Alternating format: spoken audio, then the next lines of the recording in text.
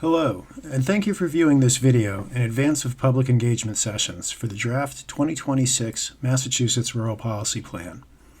This video is approximately 15 minutes long and will provide the necessary background to understand the rural context that informs the 2026 plan update. This presentation will introduce you to the Massachusetts Rural Policy Advisory Commission, provide a brief overview of rural Massachusetts demographics, describe the challenges faced by rural communities, provide an overview of the 2019 Massachusetts Rural Policy Plan and the successes achieved, and summarize the goals of the 2026 update, the public engagement sessions, and a timeline for completion of the 2026 plan.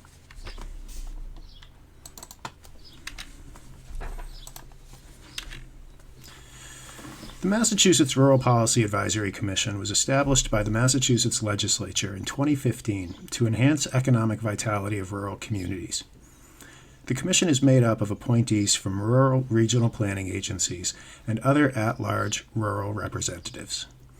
By legislation, rural is defined as municipalities with a population density of less than 500 people per square mile, or a population of less than 7,000 people total. Based on 2020 census data, this is 181 Massachusetts municipalities, approximately 60% of the Massachusetts land area, and approximately 15% of the total Massachusetts population. Because of the broad definition of rural Massachusetts is not a single kind of place. The 2019 Rural Policy Plan organized rural municipalities into three broad typologies that remain useful in this update. These typologies are descriptive tools rather than rigid categories. They help see patterns in demographic trends, and they inform how investments, technical assistance, and policy reforms can be tailored to local context. The categories in red on this map are suburbs and bedroom communities. These municipalities sit at the outer edge of the greater Boston region, around Worcester and Springfield, and near Providence, Rhode Island. Many are experiencing population growth as households priced out of the inner metro areas seek more attainable home prices and a different quality of life. Median incomes in these towns tend to be closer to or above the statewide median, but they still share core rural characteristics, including lower development densities, automobile dependence, and limited transit options. In green are areas of economic distress. This is the most rural and least dense parts of the state, with concentrations in the northern Berkshires, Franklin County, and portions of Hampshire, Hampden, and Worcester County. They are typically characterized by slow or declining population, higher median age, lower household incomes, and fewer transportation options. The blue areas of rural Mass are those with concentrations of second homes. These areas, primarily in the southern Berkshires and on the Cape and Islands, have high housing prices and strong seasonal tourism, but far fewer year-round residents. Second home communities face a distinct mix of pressures. High housing prices and limited year-round rental stock make it difficult for local workers and young families to live close to jobs, resulting in labor shortages in key sectors such as hospitality, healthcare, education, and public safety. These three typologies do not capture every nuance of rural Massachusetts, and many municipalities will see themselves in more than one category. Moving on to demographics, we start with population trends.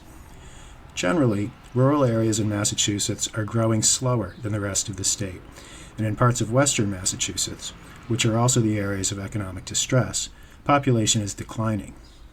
The municipalities in blue on this map have experienced population decline between 2015 and 2024. Prior to COVID, the Cape and Island were also projected to experience a decline in population. It is assumed that COVID relocations and retirements changed this expectation. This assumption is confirmed when turning to median age. This chart compares the median age of the three most rural counties in the Commonwealth to the three most urban counties in 2024. Note the median age on Cape Cod, or Barnstable County, is 56, followed by Berkshire and Franklin, both with a median age of 47, compared to a median age of 34 in Suffolk County, which is basically Boston. Projections through 2050 anticipate that rural Massachusetts will continue to grow older at a more rapid pace than non-rural Massachusetts. Not surprisingly, as the median age in rural Massachusetts rises, K-12 school enrollment declines. As a state and a nation, we are having less children. You can see in this chart that the state overall, the light blue bar, has experienced just over a 2% decline in school enrollment between 2015 and 2024. Suffolk County is the only county on this chart that has experienced an increase in school enrollment. Decline in school enrollment has been much more significant in the three most rural counties in the last 10 years, and declined at a similar pace than the preceding 10 years. The Massachusetts median income in 2024 was just over $100,000 per year, and much higher in urban counties surrounding Boston. Conversely, and especially in the areas of economic distress, median incomes are much lower in Berkshire and Franklin County. Note that Franklin County median income, the bottom blue bar, is almost half the median income of Norfolk County, the top gold bar. The Housing and Transportation Index was developed by the Center for Neighborhood Technology and is a national tool that measures the cost of housing and transportation for a family of median income by community. Because incomes are lower in our most rural counties and transit options are fewer, thus requiring that most households have one or more vehicles, the costs of housing and transportation in rural Mass is higher than the cost in urban areas, which furthers the struggles experienced in rural Massachusetts. Looking at examples of municipal property tax levy in rural and urban communities, we learn two things. First, we learn that some parts of rural Massachusetts have significantly smaller operating budgets than their urban counterparts and rely far more significantly on residential property tax. Whately and Hinsdale, and Franklin and Berkshire counties respectively, raise approximately $5 million a year in property tax, with nearly 80% of that coming from residential property tax. Small municipal budgets result in less capacity and staffing, infrastructure development and maintenance, accessibility to grants, etc., that constrain and hamper service delivery and economic development. Second, this chart also shows how two rural typologies differ. Whately and Hinsdale are located in economically distressed rural areas. Dennis on Cape Cod is located in an area of second home concentration. While the issues facing Dennis are similar, they have a far larger municipal budget to address issues. The Rural Policy Plan strives to address and break a cycle of rural disadvantage. Population-based formulas, both federal and state, tend to underfund rural municipalities. Discretionary grants are often unattainable to rural communities, either because rural projects are ineligible because of scale, or are unable to provide required match funds, or limited staff capacity makes it difficult to pursue grants or create competitive applications. It's hard to make changes to population-based formulas and grant programs because rural areas are underrepresented on state boards and commissions. All of this leads to service gaps, an inability to fully fund schools, water, sewer, and maintain our roads. So we lose residents and businesses. This cycle can be interrupted with focus and advocacy, and that is the point of the Rural Policy Plan. The 2019 Rural Policy Plan was the first statewide framework for rural policy and was used to guide the advocacy work both of the Rural Policy Advisory Commission and other rural advocates. And we have achieved a lot. Governor Healey created the Office of Rural Policy, the top recommendation from the 2019 plan, and the Commonwealth established a Rural Development Fund as part of the One Stop for Growth program. These moves give rural communities a dedicated advocate and a flexible funding source. In 2019, widespread broadband gaps were holding back rural communities.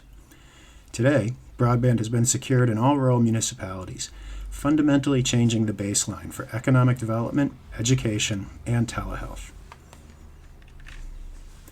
Additionally, the state has expanded the Massachusetts Growth Capital Corporation's Small Business Technical Assistance Program and piloted Village Center business support and marketing initiatives in rural areas.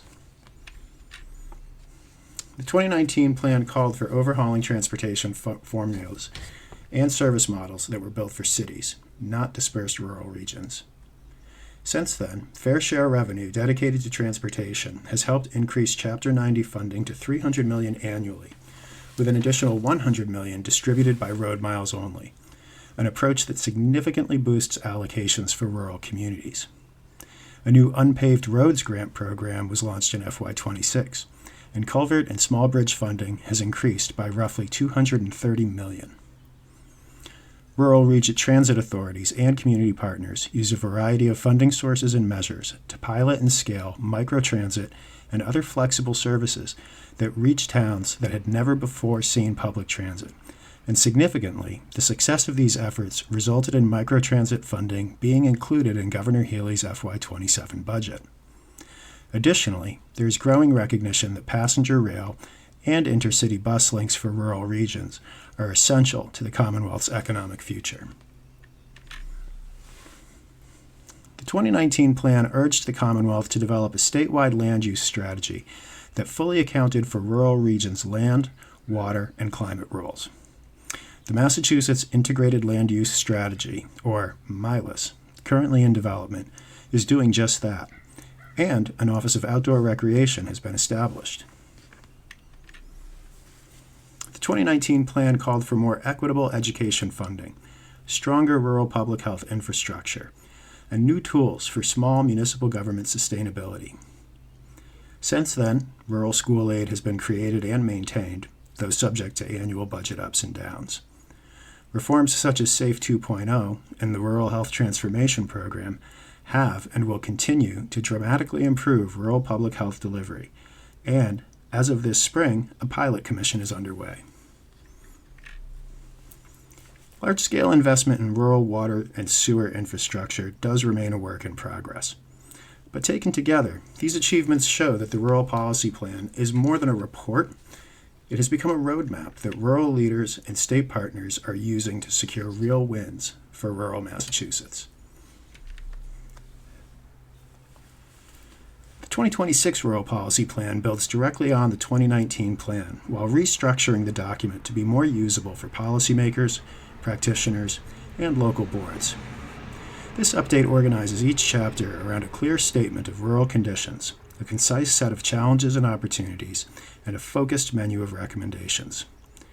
We strived to address policy concerns that were uniquely rural, or, if a more universal concern, to demonstrate how the impacts in rural areas call for different policy solutions. The 2026 update focuses on rural capacity and equity. Capacity recommendations aim to strengthen the ability of rural municipalities, regional entities, and community organizations to plan, staff, finance, and implement work. Rural equity recommendations address the ways that existing policies, programs, and formulas can inadvertently disadvantage low-density communities by relying heavily on population counts, per capita metrics, or urban assumptions about economies of scale. The 2026 plan recommendations fall into one or more of four categories. Policy recommendations address changes in state or regional rules, guidance, standards, or administrative practices. Funding recommendations focus on how resources are raised and distributed, including formula changes, new or dedicated funding streams, and adjustments to match requirements or grant scoring to account for rural capacity and costs. Programming recommendations describe specific initiatives, technical assistance efforts, or service models that agencies, regional partners, or local governments can launch or expand. And finally, legislative recommendations identify where statutory changes are needed. Because this plan is expected to have a lifespan greater than a single legislative session, specific bills are usually not identified, but this is not universally true. This video is one of the tools to launch the plan's public engagement effort. Sessions will be held through the rest of May and through mid-June. Our goal is to use the summer to incorporate what we learned from the sessions and to finalize the plan with a formal launch in September. We look forward to hearing your thoughts and seeing you at feedback sessions over the coming weeks. To view the schedule and register for sessions, visit the URL shown or scan the QR code. On behalf of the Massachusetts Rural Policy Advisory Commission, thank you, and we look forward to seeing you soon. Take care.